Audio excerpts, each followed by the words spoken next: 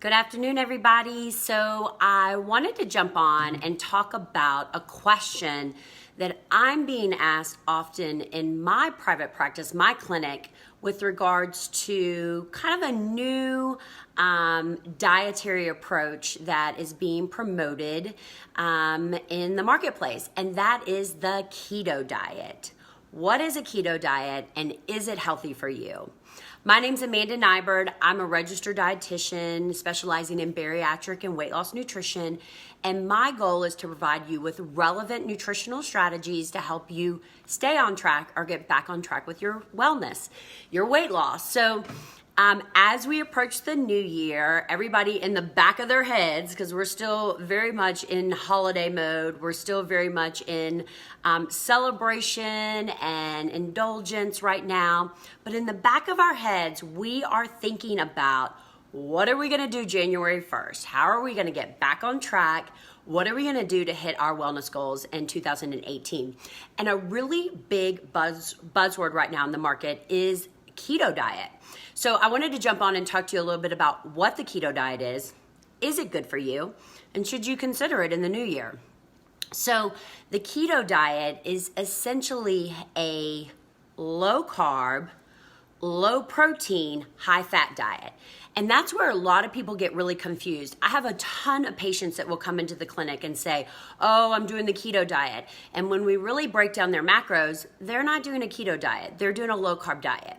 So the big difference between a low carb diet and a keto diet is your protein intake. Okay, a low carb diet is traditionally more of a high protein diet, low carb diet. Whereas a keto diet is the opposite. It's more of a moderate to low protein diet and a high fat diet. And the reason for that is because the whole purpose of a keto diet is to put you into ketosis. And ketosis is not a bad thing. The keto diet is actually not a bad diet to follow. There is a ton of research that's coming out showing the benefits of a keto diet. The problem I have with the keto diet is that it's not sustainable. That's the biggest issue I have with the keto diet. So it's hard to sustain a high fat, low protein, low carb diet on a daily basis forever. And most of the time you're doing it wrong. That's the biggest issue. So whenever I have a client come into my office and they're talking about the keto diet, I like to let them know, you're not doing the keto diet. You're doing a low carb diet. So unless your body is in true ketosis, then you're doing more of a low carb diet. So what a lot of people don't realize is that excess protein stimulates a glucose response. So when the body consumes more protein than we need, it's actually converted to sugar. So there is such a thing as too much protein in the diet. And this is something that I have a really hard time getting across to my clients, is that there's two things I have a hard time getting across to my clients. That A, don't fear fat. Fat is not bad for you. Fat fuels you, fills you up, keeps you full, helps you lose weight. And B, that there is such thing as too much protein. In my bariatric clinic, we do push, you need your protein. But what they think that we're pushing is a high protein diet, when we're not. We're not pushing a high protein diet. We're pushing a protein adequate diet. So what people don't realize is that if I am, say, working with like a renal patient who can't have a lot of protein, usually a low protein diet is about 40 to 50 grams of protein. Okay, so when we're encouraging our clients to eat 60, 70, 80 grams of protein, that's not a high protein diet. Again, it's a protein adequate diet. So the misconception is that more protein is better, which it's not. And we're actually, again, learning more and more about how this really aggressive high protein approach is probably not that great for you. So when you think about keto, it's not about a high protein diet. It's about a high fat diet. So could you on a daily basis eat low protein, say 2 to 3 ounces at each meal, low carb, mainly green vegetables, and tons of fat, tons of avocados, tons of nuts, olive oil, butter? Could you sustain that on a daily basis? I don't know. I doubt it. That's the problem I have with the keto diet. I love it. I think it's good for you, but it's not sustainable. And that's why in the programs that I run, we focus on carb cycling, because carb cycling, A, it works. It helps you lose weight. And B, it's sustainable, okay? That's the biggest key. My goal at the end of all the programs I run is that you have developed a sustainable lifestyle, because my tagline in my clinic is whatever you do to lose the weight is what you have to do to keep it off. So if you go on a keto diet, if you go on a liquid diet, if you do, HCG shots, whatever you do to lose the weight, you're gonna have to do to keep it off. So I don't believe in these quick fix methods. I really try to focus on sustainable lifestyle changes. Intermittent fasting. I've done it every day, well, most days for the past year and never felt better. It's a super easy, sustainable lifestyle to make. I know I got a ton of clients watching this. Do you agree? Thumbs up. Intermittent fasting is amazing. It's the game changer. Carb cycling. I love carb cycling. I've been implementing carb cycling with my patients for the past 10, 15 years because it's sustainable. We can all incorporate a couple of low carb days during the week with regular carb days on the weekends. So that's it works with your lifestyle. On the weekends, you're out and about, you're more social, you're eating chips and salsa, you're drinking wine. So those are the days that you have more carbs.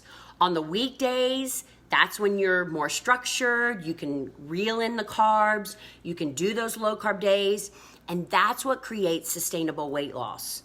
So when you cycle between regular carb days and low carb days, it does a lot for your metabolism. It keeps your body guessing. You're not doing the same thing over and over.